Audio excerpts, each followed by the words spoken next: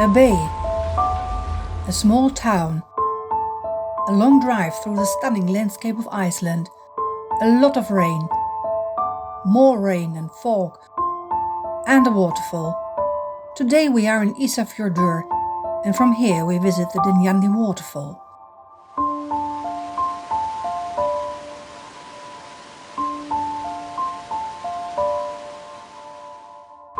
We are here on the Westfjords peninsula on the 66th latitude, and that means that it's not only generally cooler here than in the south of Iceland, but also completely dark in winter. From mid-November to the end of January there is no daylight.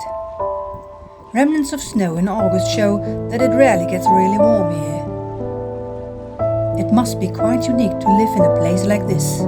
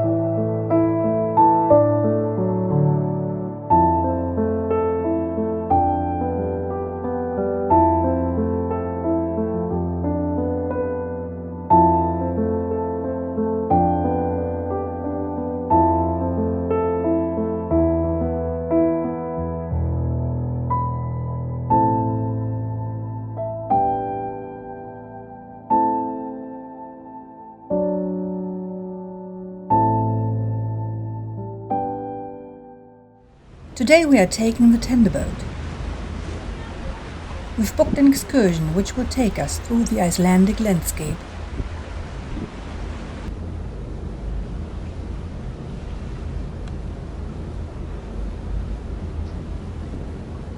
The trip to Dynjandi should take about 4.5 hours, and we hope to enjoy the Icelandic landscape despite the pouring rain.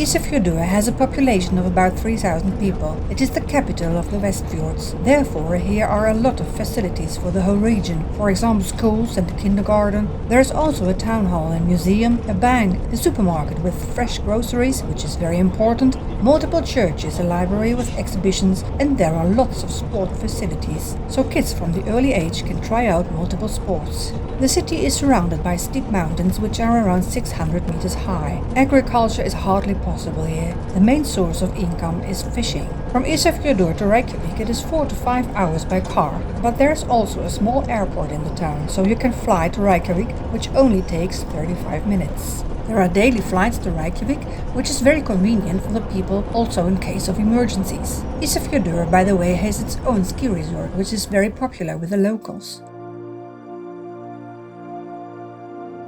We are leaving Isafjördur now and pass the tunnel from Isafjördur to Isafjördur.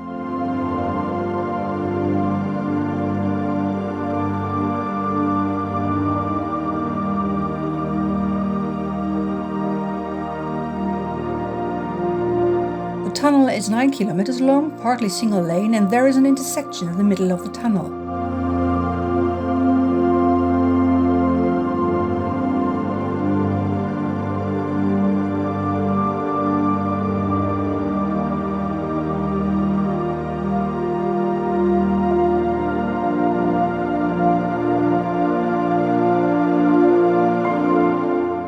Our guide told us that the tunnel is nice in the winter since it is warm here compared to the outside, and if people pass another car, they sometimes stop and open the car window for a little chit-chat.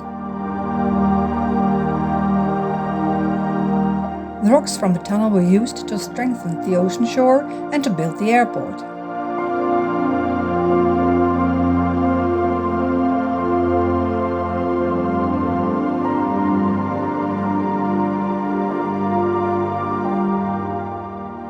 What will it look like when we come out the other side of the tunnel?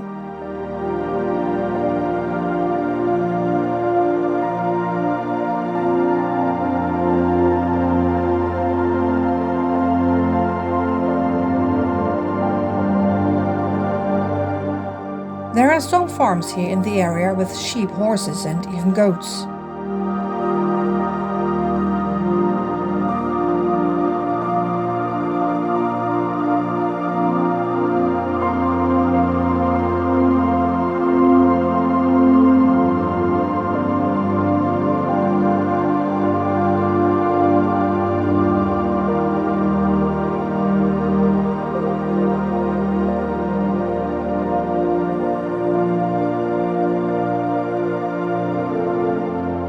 I have to say that the weather today is a bit depressing. There is so much fog and it constantly rains. But isn't that exactly what you'd expect from Iceland?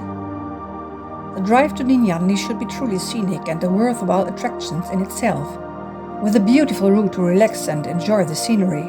But the weather isn't playing along right now.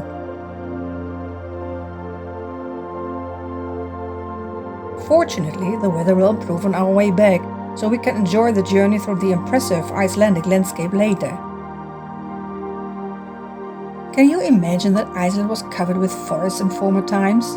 But the first settlers used a lot of wood to build houses and boats and make fire, and after that, whenever young trees tried to grow, they were eaten up by sheep.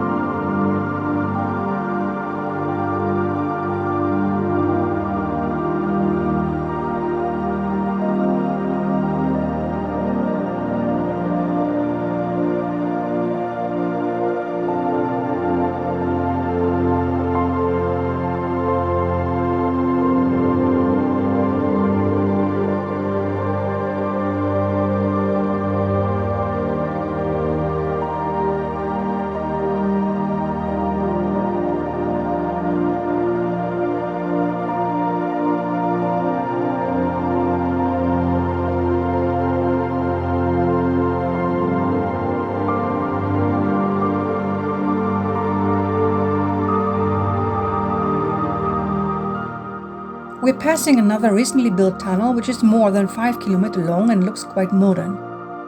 In January, the roads are well developed, although there is hardly any traffic. Only the last stretch to Dynjandi is a gravel path.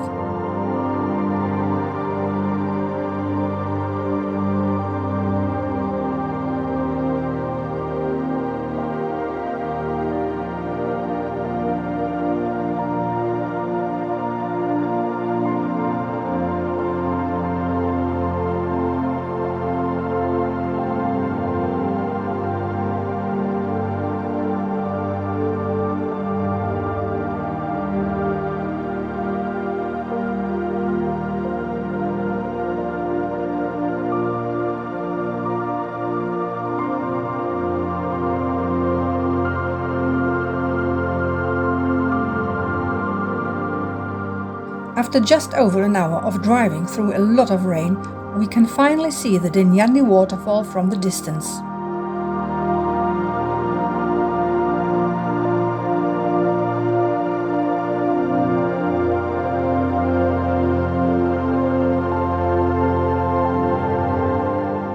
Dynjandi is also called the jewel of the Westfjords and is one of the most popular destinations in this region. At a height of 100 meters, the waterfall cascades down the mountainside like a bridal veil. It is one of the most beautiful Icelandic waterfalls and a majestic one. Dynjandi means the thundering one, and it lives up to its name. Below Dynjandi there are several smaller waterfalls, the names of which are real tongue twisters, so I will definitely not pronounce them here. The waterfall itself can be reached from the parking lot via a 600-meter long hiking trail, which also leads along the smaller waterfalls. Good footwear is no luxury here. The rocky path is steep and very slippery in some places. Nothing for bad knees.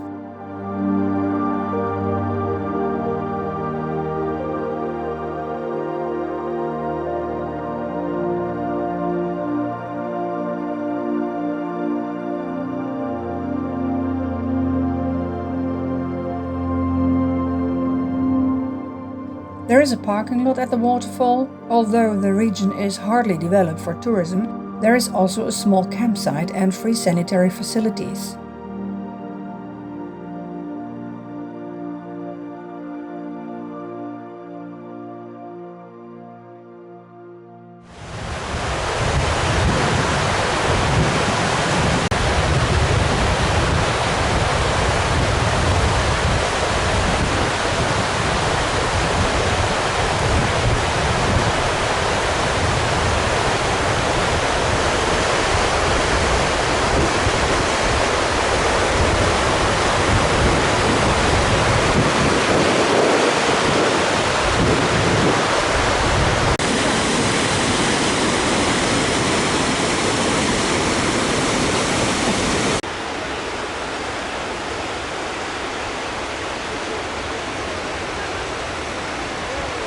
During the climb, which takes about 15 to maybe 20 minutes, you can soak up the wonderful scenery. It's worth turning around every now and then and enjoying the view. This place is literally breathtaking.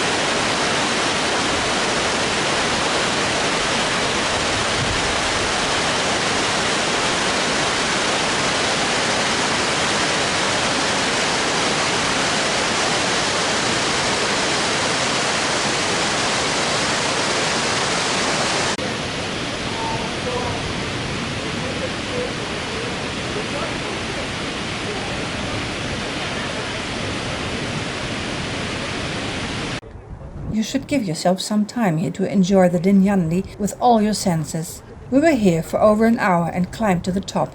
We would have liked to stay longer. Our conclusion: the Dynjandi is unforgettable. Anyone in the region should definitely stop by. The isolation and the harsh environment make the waterfall a very special place and a unique experience.